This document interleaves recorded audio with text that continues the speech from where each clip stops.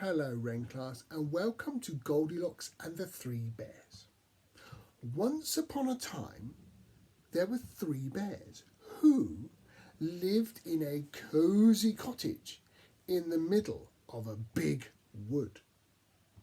There was a great big daddy bear, a medium-sized mummy bear, and a tiny baby bear. One morning, Mummy Bear filled 3 bowls of hot porridge. So they went for a walk in the forest while the porridge cooled.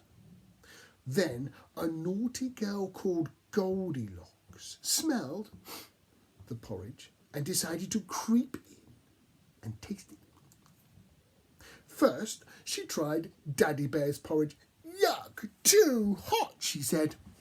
Then she tried Mummy Bear's porridge. Yuck, too cold, she said.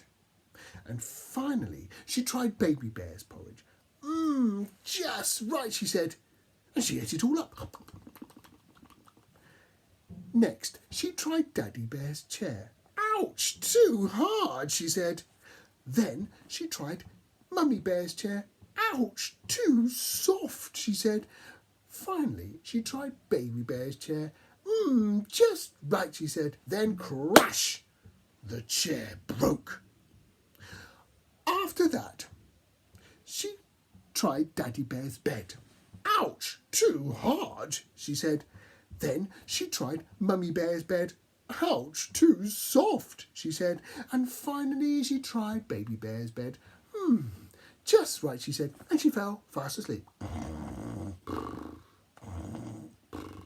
At that moment, the bears came home, looking at their bowls. The bears gasped.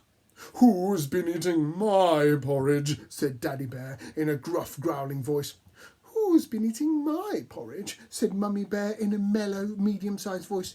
"And who's been eating my porridge?" said Baby Bear in a tiny little voice. "Because they've eaten it all up." Looking in horror at the chairs, the bears gasped. "Who's been sitting in my chair?" said Daddy Bear in a gruff, growling voice. "Who's been sitting in my chair?" said Mummy Bear in a mellow, medium-sized voice. "And who's been sitting in my chair?" said Baby Bear in a tiny little voice. "Because they've broken it all up."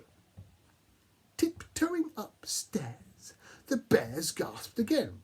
"Who's been sleeping in my bed?" said Daddy Bear in a gruff, growling voice. "Who's been sleeping in my bed?" said Mummy Bear in a mellow, medium-sized voice. "And who's been sleeping in my bed?" said Baby Bear in a tiny little voice. "And look, she's still there." Goldilocks awoke with a terrible fright. She screamed, "Ah!" ran down the stairs, out of the cottage, and was never seen in the wood again. The